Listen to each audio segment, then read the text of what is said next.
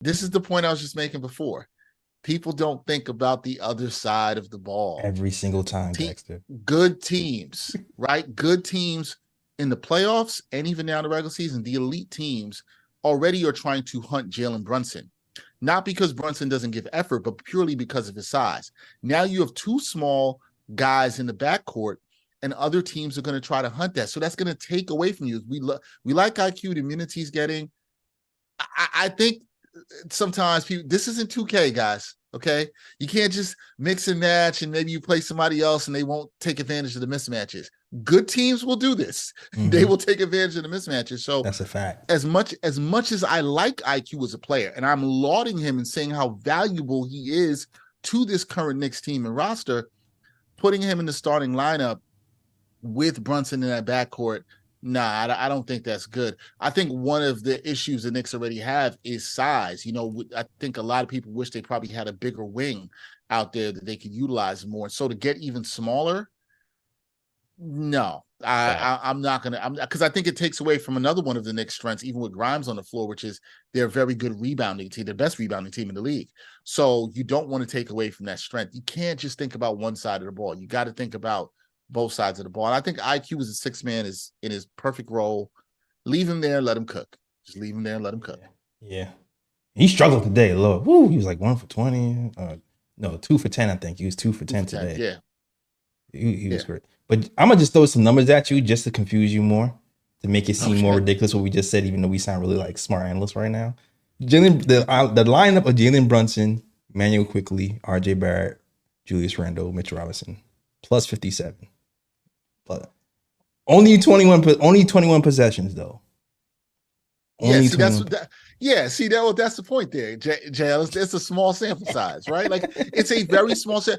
But what that tells you is what those numbers tell you is if you use it in certain spurts or stretches, particularly when you're closing the game or middle of the fourth quarter, you can live with that. Yeah. I wonder also how you said how many possessions? 21 possessions? Yes. I wonder if most of those possessions came from the Miami game, because that's a game where we saw that's the game where you saw Quickley close down the stretch. So a lot of that came there. Quickley was fantastic in that game, right? He was. And very instrumental in them coming back. But I think there'll be stretches, we've seen this over the last couple of years where Tibbs has trusted Quickley to close games, and I think that's fine. I think something Tibbs doesn't get enough credit for is sometimes when he recognizes lineups that are working, he's stuck with them, particularly in the fourth quarter. And I've liked seeing that for the team. So I think Quickley will get his minutes. I think another thing we do is we worry too much about who starts when it really matters who closes. Exactly. It doesn't matter as much. People get way too caught up in the starting lineup. It doesn't matter as much. It's about what your closing lineups are, what lineups are going to work against the elite defenses in the postseason. That's the things I think fans need to focus on more. That matters more. So Quickley, leave him in his role. He'll close. There'll be a bunch of times this season you'll see him close. And I think Knicks fans will be happy when they see him close. Should he start? No. No. I don't think it solves anything for the Knicks right now. Yeah. Not that he can't be a capable starter somewhere else, because I was calling for him. I keep saying I was calling for him to start game one in his first preseason game. I was like, start him. But at that time we had Franklin. Well, that's because they had Alfred Payton now. Yeah, exactly. So I understand. I understand why you were saying that. I'm just saying. I understand. I get it. I'll say start that man. We got somebody who can shoot and he's competent and he's not scared to shoot like Franklin Lakina. He plays more defense than Dennis Smith Jr. at the time, even though Dennis Smith Jr. right now is like a top-notch defender. Is crazy, but at that time he wasn't. Would you pay him though? I want to get everybody's opinion on this. Ebony, would you pay IQ his money? Because right now, I've read a couple of reports. I've read that he wants $25 million, and I wouldn't be surprised if he played himself into $30 million. I wouldn't even be surprised at this point. Knicks are stupid. I'm sorry. Ebony, what you think? Ebony, I think you're muted. I'm muted. I see. Yeah. I think that Leon Rose has a way of making great contracts. We've seen that. He finds a way to get these contracts decent with decent numbers. I was ready to pay Quickley before the season started. I told you I was singing Rihanna the whole summer. Pay him, pay him what you owe him. I was singing it the whole because I believe in him. His work ethic and his confidence. You're bound to get better with his mindset. So yeah, I definitely I will pay him. And look, every year he's done what we asked him to do. You asked him if you can you be a point guard. He shows you that. You ask him, can you play defense? He shows you that. You ask him, can you get a mid range? Can you get a layup package? And he says, yes, sure. I'm gonna show you that too. So like, I think you pay him because what else is he gonna show us? Dexter, would you pay him 30 million? 30. I don't know about 30 Uh, I thought it's funny before this season. He wanted 25 million. My man Michael Scotto had reported that for Hoopsite. He had reported that, and I even thought before the season 20. I said on another show, I said, yeah, anywhere from 23 to 25, I would absolutely pay him. But here's the thing, man. Yesterday's price is not today's price. Listen, and that is what happened. That's what's happened here. I think sometimes another thing too is, for me, it's not about the money. It's about the percentage of the cap that he'll take. And then what else is the team trying to do? Now, one of the issues I have is we don't really get a sense of what the team is trying to do because we never hear from Leon Rose. That is a problem. Whether it's media or fans, we don't hear that. So we don't know. I just think you have to think about what the flexibility is. You know what? Quickley's probably going to get 30 mil this year, right? The Knicks going to have to be aggressive because somebody's going to offer him a offer sheet to that. I think he'll get somewhere now between 25 and 30 million, just the way he started this season. His game's gotten better. He came in fantastic shape in the training camp. He's gotten stronger. All the things that Ebony said, he has developed well as a player. After being picked 25th overall 3 years ago, he's been fantastic. Mm-hmm.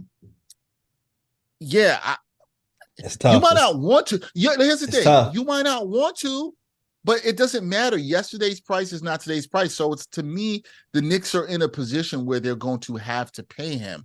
But that's not the real question. The real question is, where do you see him fitting into your long-term plans, right? Because we got to remember, the cap's going to go up. So you might think 30 million is a lot for a six-man Quickley, but not really, because it's going to be a bargain in like 2 years. So remember, people were tripping over Jalen Brunson's contract two seasons ago. Right? People were tripping over that. I'm not saying that Quickley's Jalen Brunson, but what I'm saying is you have to look at the percentage related to the cap. Don't get focused on the number. Don't think about what a six-man got 5 years ago. You can't look at it that way. That's not what matters. So in a way, $30 million for Quickley. He's talking himself into it. I can see him. It's fine, because you also got to think about it. You're going to have to give Jalen Brunson the bag after next season, because he's definitely going to opt out, right? Mm-hmm. He's going to opt out the way he's playing. He's played himself into a much bigger contract. So the percentage of cap that Jalen Brunson is going to take is going to be huge, which is why this brings up another thing, where the Knicks are, guys, they're in that position where they really got to start thinking about the flexibility, what star they might go after and trade for, because you can't pay everybody. Then you're talking about extending possibly Grimes the next year. You can't pay everybody. So it's some tough decisions to make. I just think Quickley's too valuable for them not to sign him. He's now played himself into a position where it's almost that they have to give him the bag if that's 30 million, because he's too valuable not to sign him, because the value in them holding on to him, if he continues to play well, even past signing that contract, if it's $30 million, they'll be able to trade him someplace else. Somebody will still want him and see value in that. So, I think they're going to have to give him the bag. That's all I'm saying. That's it. I was thinking about when I read, shout out to Scotto.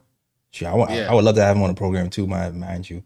But when I read that, I was like, man, Knicks are stupid. We should have gave him the 25 mil or whatever. We should have, because it's gonna be crazy. It was a tough spot, because I saw the Knicks' position on it, right? Which is that if we have a chance to get a star this year during the season, we have to keep as much flexibility as we can to get it. And it's business. I'm sure the Knicks had their number they wanted to go to. I don't know what it was. But I know what you're also saying. It's like you could have locked them in at a tighter number. The problem is it would have taken away their flexibility to use him as a trade chip this year. So it's really, this is why this coming off season, because I'm not sure the Knicks will get a start this season. Maybe they will. Who knows? You never know what can happen in the NBA. But I think this coming off season is really important for the Knicks in terms of, can they get a star? Will they pay quickly? There's a lot of options, but I think they wanted to keep their flexibility for that. So I understand. Like, it's tough for me to call them stupid because I see what they were trying to do with flexibility. And here's the thing, Jay Ellis, you watched this a long time. Everybody here, Lee, Ryan, Ebony, you've watched this for a long time as Knicks fans. Just think, them thinking about flexibility is competence. Knicks fans ain't seen that in a while. It's competence. They're not running out making rash moves. It's like, okay, you can live with that. I've just seen this. I still remember when I was talking to Steve Popper and he told me he don't see in Quickley improving. I'm in my mind, I'm like, are you crazy? I was saying in my mind, it's like, are you crazy? Yeah. Like, this guy works hard. He studies film. He's a gym rat. How do you not improve? I'm sorry, Lee. Go ahead, Lee. He's a very good player. Quickley's a very good player. Go ahead, Lee. I think I'm on the extremist end of a spectrum with this. I've been that way since the summer. I've said it loud and proud. I try at least once a week on Twitter announce pay Quickley the bag, overpay him, make him the highest paid Knick. It don't matter what number you throw at him, under 50 mil, he will eventually play to that contract. Worry about the tats, worry about all that stuff later on. You're in a position that Dallas was in with Jalen Brunson and Luka Doncic. It's a guard's lead. You're very lucky if you have one star-making guard. I think we have two. I think IQ has the highest potential of any of the young players on this team outside of Brunson and Randall. I think his potential is sky high. Every year he's added something very crucial to his game while becoming a top 5 perimeter on-ball defender in the NBA. That is a unbelievable luxury to have. You pay this kid. I don't care if it's 35 mil, 37 mil a year. It's not my money. Easy to say, I know. But I am on the extremist end of the spectrum. Pay the kid, because I also think he is the eventual centerpiece for any big deal that we do. Grimes is not a centerpiece. And I know the team wants to keep RJ, Randall, Mitch, and Brunson in place. So you looked at who's going to be the centerpiece in a trade for eventually whoever it is, a Zion or a Brandon Ingram type player. It's going to be IQ.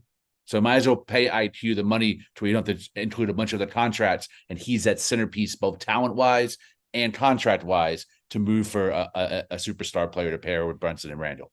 See, Lee, I don't think what you're saying is crazy. People going to get on you and say it's crazy because you said the $35 to $37 million. I'm okay with that. But I just want to support Lee for a second, because I think the point that Lee is making is that he would be willing to invest and bet on the value of what Quickley will be through that contract. I'm actually I'm with you on that too. And I do think he is the biggest upside out of all the young players that are here that I trust because of the work ethic and how he's ascended and developed through that. He's actually I don't know, but from what people talk around the team, he's the kind of guy that I think he gets paid that much, it's not going to go to his head and the work ethic is going to decline. I don't think so at all. Now, I don't think he's going to get 37. I think if his agent asks for 37, they're going to laugh at him. But I do think 30. I do think 30 is possible. I get the point Lee is making. That's what I'm saying. Yeah. I think the point Lee is making is that you have to be willing to bet on what you think his trajectory is and what you think his value is. And I happen to agree that even if they give him 30 million, we're just using that as a number, I do think that he still would have a lot of values for a lot of team. It would be a nice high number that you could put in the trade. Now, remember, you'd have a time before you'd be able to trade him. You wouldn't be able to trade him until, the following January. Let's say they signed him to that. So it's not like you could use it in the deal immediately, but there is value to keep him Quickley on his team. Like, here's the thing. How many teams can say they have another guard that good or a 6-man that good? None. A guy who's a fringe starter and could probably start on some teams in this league at point guard. It's not bad value. The thing, again, you got to think about the other flexibility stuff. How are you shaping this team? When Brunson takes up an even larger percentage of the cap, what are you going to do? That's the thing you got to really think about, and it's quickly part of your plans in the future. I think fans are going to maybe trip a little bit too much about the money, but if you gave them, we're talking 30, so 4 for 120 with a team option. Let me tell you another reason why. It's not bad. It's not bad for a 6-man. Jay, I got one more short reason, then you move on for me. There's something else I really like about Immanuel Quickley, and that's his faith. I like that he's an outward, proud, proclaimed believer, and that he brings that on the court, both with opposing teams, players, and the Knicks players. It reminds me of how Allen Houston was with Charlie Ward in those late 90s teams. When everyone did together, they would say a prayer after a game, and it really united them and helped create an identity. I'm not saying that you need to be Christian, but that's the right way to be. But I like there's a very high character player on this team, because if you're going to invest in somebody, investing in character is one of the best things you can do. And he's always going to be that type of guy on and off the court. No trouble, no antics on Snapchat or TikTok. He's going to be there spreading in his word, his belief, the word of God. And he's going to be uniting this team through a shared faith. Man, I mean, you're investing in someone who has a high cultural capital. That's a great investment, no matter how you look at it. I personally like it because I feel like faith and confidence kind of go hand in hand. So I feel like because he works hard and he has that faith and that kind of translates to confidence, he's going to reach his ceiling. I don't have a doubt. Go ahead, Ryan G. Go. Before you say anything, Ryan G, I'm really looking forward to this answer because if you guys watch the show, you know how usually Lee, he's the one who's going to go all the way, right? That's usually how it goes. Like Lee's going to go all the way. But if there's somebody who's not going to go all the way, it's usually between me and Ryan G. And I might say Ryan G even more so than me. We'll go the other route. But Ryan G, what do you think? Okay, so here's my thing. Do I agree that the Knicks should pay Quickley? Yes, but I also agree with the fact that the Knicks have to keep their flexibility in mind as well, because just for the simple fact now, I'm going to start off with what I'm saying with this. I don't know how signing Quickley is going to affect the Knicks in terms of like first apron, second apron, etc. All I know is that if the Knicks go into that second apron when it comes to salary, it's going to be very hard to operate with that second apron, and you have to make sure that you have a team in place that's going to be a contender for years to come if you're going to enter that second apron when it comes to salary. And like I said, right now, I don't know if the Knicks signing Quickley to 30, 35 million is going to put them in that second apron. But I think what the Knicks are trying to do at the moment is they're trying to keep their flexibility and be like, okay, you know what? All right, let's look at the team this year. Do we have enough to where this team can be a constant contender to where we can re-sign these guys and go into that second apron where we know for a fact this team is going to contend year afterwards for a title, and where the Knicks are going to be strapped and they can't really make a move, or it's going to be very difficult to make a move. So I think what the Knicks are trying to do at the moment is they're just trying to see how the team is at the moment and see how they perform. And then based on their performance this season, I think that's going to tell what the Knicks are going to do in the future, whether they're going to move on from Quickley and try to trade for a piece that's going to turn the Knicks into that contending team, or whether they're going to look at the roster and be like, you know what we have is good enough to challenge for a title. So you know what? Yeah, we're going to re-sign Quickley. We already know we're going to re-sign Brunson in the future, and we're going to stick with these guys and see where they take us. So am I on board with signing Quickley? Yes, but at the same time, I do understand where the Knicks are coming from, and I do like the fact that they are keeping that flexibility in hand, just in case if they see that this team is not going to be a team that's going to compete, at least they have that flexibility to know that, you know what? We have pieces here that we could trade, before we get into that second apron, to where we could bring that star player here and then be a contender for years to come down the road. Well said, Ryan G. Well said, my man. Because both things can be true, right? You can value what Lee said in valuing him, and also understand why the Knicks didn't sign him or come to a number. I think, listen, from what I hear and know, the Knicks love Quickley. They love him in the building, hard worker, all this stuff. This is what I hear from people around the team. But it's business. And Ryan hit the nail on the head. They want to keep that flexibility. This is what good organizations do. Mm-hmm. You don't want to get into that second apron with all those penalties that are coming when you're not a legit contender. Right now, the Knicks are fringe on the outside trying to be an actual NBA championship contender. They're not there yet, but they're trying to be like that. And so I actually think, again, this goes back to something I was saying to Jay Ellis earlier, which is like, this is part of the front office competence that you got to give credit for.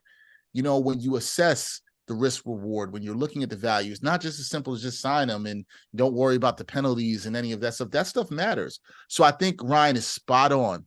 They are looking at this season to see what this team is at the end of the season.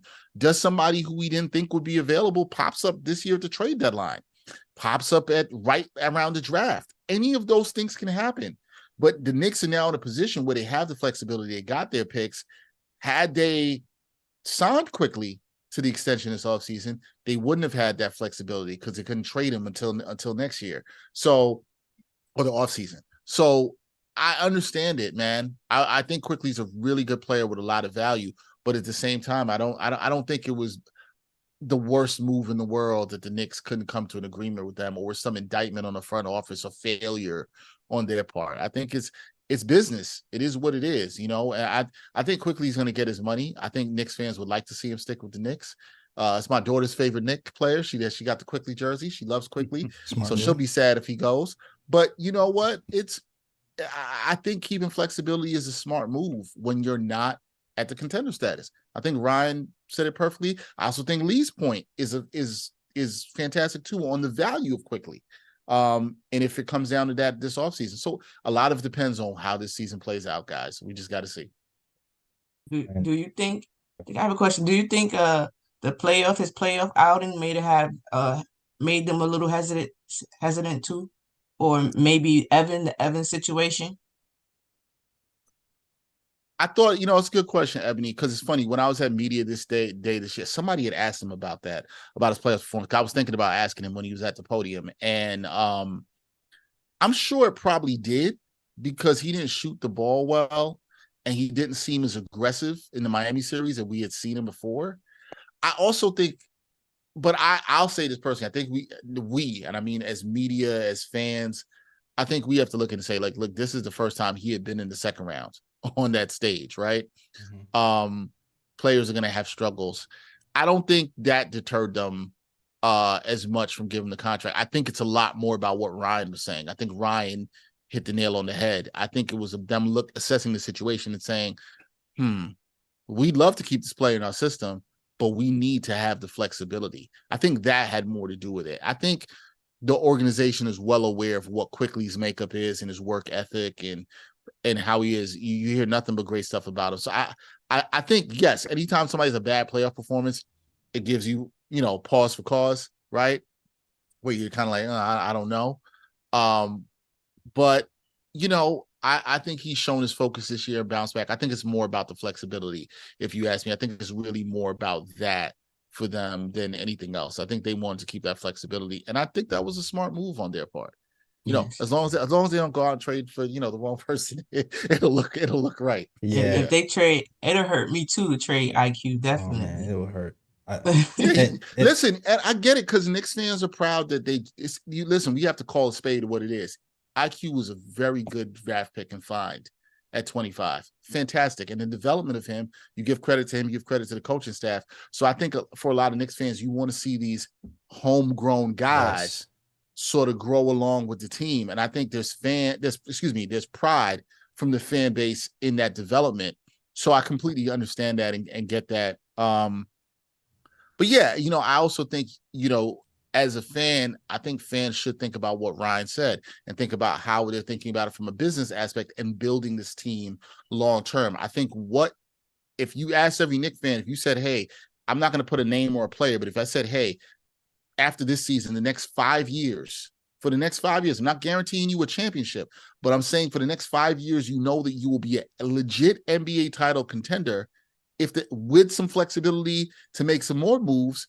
Knicks fans would sign up for that in a heartbeat. That's what you want. So I think the team has to take the best chance they can get to try to accomplish that goal. I really believe they have to do that. All right. And when I say dumb, when I call them dumb, I don't really think they were dumb, because I understand all of that to the T. Me saying that they're done is me going, I knew this was going to happen. I knew he was going to get better, because he's gotten better every single year. And I knew that price tag is going to go up even higher. So that's really what I'm really saying. The other thing, for guys who don't know about the ramifications of reaching the second apron. One, when you reach the second apron, you do not have the ability to have a mid-level exception. You only have low level. Mm-hmm. You only have the minimum available. Two, one of the craziest things is when you're in that second apron, you're not allowed. You have less picks to trade. It caps you on the picks to trade. I think you can only trade 7, I believe was the number. And if you're under the apron, you can trade as many as you want. I believe that's what it is exactly. I have to double check that, but it caps you And also, you know how teams when they get over that April, you know how teams when they're like cap strapped and stuff, they'll just wait for players who are cut to be picked up later after they pick up waivers. You lose the ability to pick up players off of waivers. So it really caps you on how you can add talent. So you teams have to really be careful how you maneuver the books. So like if we do end up signing quickly, like what most likely is going to happen is those. I can see Hartenstein end up leaving, and then you're just going, you know what, we'll put Jericho Sims as the backup 5 and hope for the best. I can see something like that happening if we do choose quickly, because like we said, we have to manage the cap. So this is gonna be next summer is gonna be interesting. Next summer is interesting. It's a big summer for the Knicks. Lee brought up a point that he mentioned Jalen Brunson and what happened with the Mavericks. The one difference I just want to note is the Knicks, because Jalen Brunson was a second-round pick, the Knicks have the ability to match any offer that comes for Immanuel Quickley, right? And they could also use him in a sign and trade. So even still in the summer, they have a little bit more flexibility in how they can operate with that. And I think that does matter here. So if the Knicks don't have a position, the Knicks still have the position they're in the driver's seat with this. The one thing they got to be afraid of, just I also want to be fair and be totally complete on this, you got to be afraid of some team getting them to an offer sheet really quick, putting in a poison pill. Jeremy Lin? Jack Jeremy Lin. I saw somebody mention that in the chat, and I thought that's a good point. So you have to be a little bit careful of that. So whatever you decide is going to be quickly after the draft, no pun intended, what it is that you want to do there. Like you're going to have to decide with that. And the finances matter here. You know, I've seen some people in the chat saying, "Oh, you got to take care of your employees," and this isn't. Most of us where we work, everybody's a budget, but there's no salary cap. Okay, and it doesn't prevent performance. It's not the same thing. The Knicks, I think, have shown to take care of the player. They've extended Barrett. They've extended Julius Randle, despite his up and down seasons, right? But it's the NBA next year is going to be different. And this is the point Ryan's making than it was the previous couple of years because of the second apron and the new collective bargaining agreement. So now it's going to be harder for teams that hit the luxury tax to acquire better players and pay. You're going to be more penalties on top of that. So how you build your team is going to matter. Finding value signings are going to matter. You just made a great point, Jay Ellis.